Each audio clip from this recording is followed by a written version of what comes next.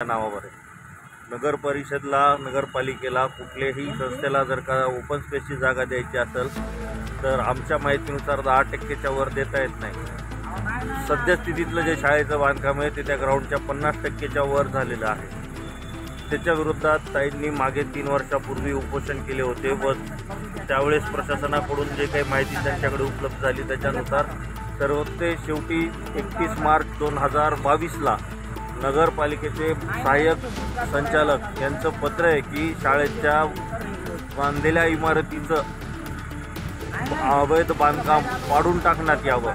त्यावेळेस तिथं JCB आले सुद्धा पण ते बांधकाम न पाडताच वापस गेले। काय त्याच्यात त्यांचे नातेसंबंध हितसंबंध जोपासले गेले ते काय आम्हाला माहिती नाही, परंतु 3 वर्षापासून त्या प्रकरणात कुणी दखल घेतली नाही व मागच्या महिन्यात अतिरेक झाला।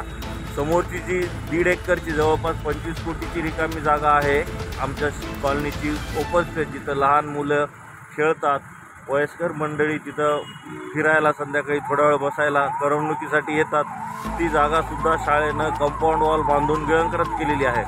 त्यावेळेस महिन्याभरापासून याचा पाठपुरावा चालू आहे। बांधकाम चालू असताना सुद्धा आम्ही वेळोवेळी मोंडा पोलीस स्टेशन, SP ऑफिस, महापालिका, कलेक्टर ऑफिस इथं पत्रव्यवहार केला, त्यांना निवेदन दिले, कोणीही दखल घेतली नाही व शाळेनं त्यांचं अवैध बांधकाम पूर्ण केलं।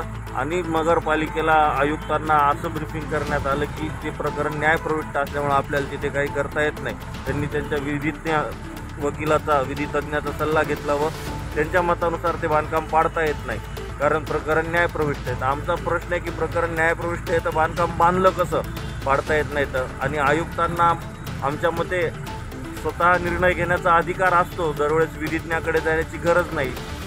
त्यांनी तो निर्णय घेऊन तिथे इन्स्पेक्शन करून जर का त्याच वेळी महिन्याभरापूर्वी ते बांधकाम बांधू दिलं नसतं ती वेळ आली नसती। आता आमचं प्रामाणिक साधं सरळ मागणी आहे, शाळेचं 3 वर्षापासूनचं जे बांधकाम पाडण्याचा आदेश रखडलेला आहे तो पूर्णत्वास न्यावा आणि आज